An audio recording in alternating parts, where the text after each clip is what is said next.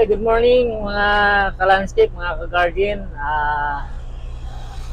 Sa ngayon, nagta-travel kami going to Makati at kasi mayroong akong nag-order sa akin ng mixed soil. So, since wala ako sa Batangas ngayon, may mga order sa akin dito. So, ito, nagta-travel kami. Nandito kami sa Skyway sa Sukat. And then going to Makati na kasi taga doon yung nag-order sa akin. So bali dalawang trip ito kasi medyo mapigat, hindi kaya ng tamaraw ko. Ayan po, 70 sacks lang yung nakayanan. So babalik pa kami. So ayan, sa mga gusto mag-order ng garden soil, mixed soil, loam soil, available po kami. Nagde-deliver kami Metro Manila. So, sana maka-order kayo. Maraming salamat. Good morning sa mga kapwa kong gardener.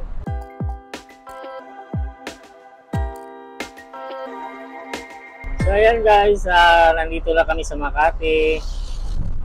I-exit na kami ng Don Bosco kasi sa San Lorenzo Village, Makati yung aming dideliveran.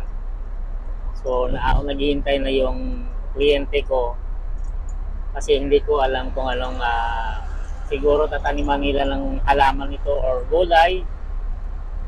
Yan ang mga tinataniman namin kasi ng mga gulay at mga halaman.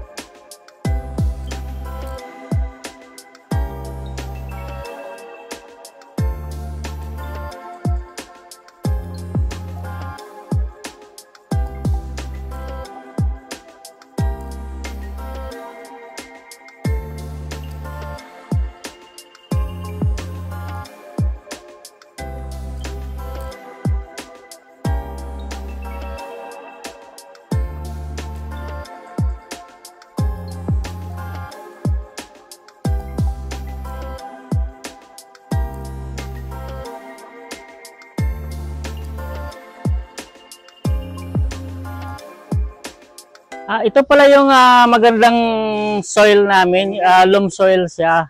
May mixture siya ng carbonized rice hull at saka garden soil at saka coco peat. So, the best ito para sa mga taniman ng gulay, halaman at pag nag-propagate ka ng kahit anong klaseng gulay at saka halaman. So, itong best soil namin. Yan, marami kaming stock. Mayroon din kaming mga ano dyan, pang sangkap yan. Nasa likod. Ito palang model ko. Model na kaya So, yan. Marami kaming stock ngayon. So, ito, naubos na kanina kasi nagde-deliver kami ng 100 sacks na mixed soil. Ayan po. So, order na kayo para gumanda ang inyong mga halaman. Mga gulay pati. So, yun. See you the next video.